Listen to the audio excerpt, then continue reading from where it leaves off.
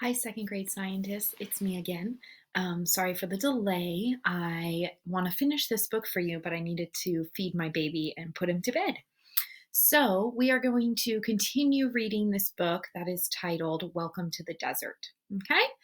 And this will start to give us an idea of the animals and the plants that live in the desert and how they adapt to those harsh conditions.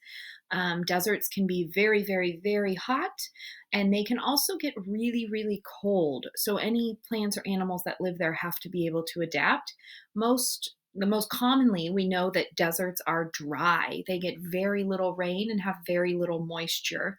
So that is what most of the plants and animals have to adapt to, is how to survive in the dry areas. So we stopped here and we were talking about on the right side, how a kangaroo rat hops about looking for seeds. It carries food back to its burrow in its cheek pockets. So it's able to gather a lot of seeds and take them to the next with.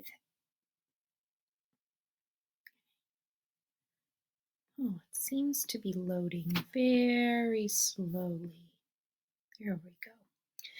Eat it clean. A coyote is howling to communicate with other members of its family. Coyotes eat almost anything. They feed on cactus fruits, insects, small animals, and even the remains of dead animals.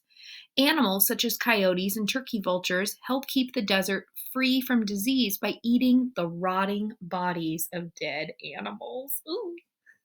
This turkey vulture is eating the remains of an old javelina. So he's eating parts of a dead animal.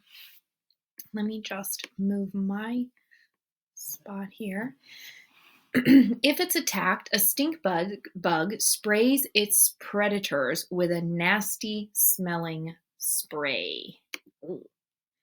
Mini beast feast. Under a trapdoor in the ground was a tiny eight-legged predator. When an insect walks near the door, the ground vibrates. The trapdoor spider feels the vibrations and jumps out to grab its meal. A scorpion grabs small animals in its pincers. It uses the venomous sting at the end of its tail to stop its prey from struggling. A tarantula spider waits in its burrow. Silk threads outside the burrow vibrate when an insect walks by, and then the tarantula jumps out and bites its prey. Desert hide and seek. Some desert animals have camouflage to help them survive. The skin color of a regal horned lizard helps it to hide from predators on the rocky ground.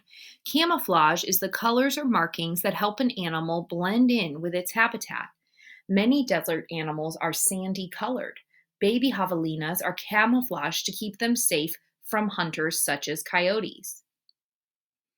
A coyote's color helps it to hide from its prey. Rain, glorious rain. Lightning flashes over the desert. The monsoon rains have come. After the rains, spade-foot toads have their underground burrows. They leave their underground burrows to mate and lay eggs in puddles and pools. In less than one day, tadpoles hatch out of the eggs. The tadpoles change into toads in just 2 weeks before the puddles of rain dry out. Before going underground, the young toads feed on ants, beetles, grasshoppers, and spiders. It might be more than a year before they get to come out and eat again. Each tiny toad buries itself in the sand until the rains of the next year. Wow. Big cats of the desert. The mountains of the Sonoran Desert are home to mountain lions. They hunt large animals such as deer, bighorn sheep, and javelinas. Mountain lions are also known as cougars. They can leap up to 40 feet in one jump. Mountain lion cubs have spotted coats so that they are camouflaged in their den. Their spots help to hide them from coyotes when their mother is out hunting. The desert is also home to bobcats.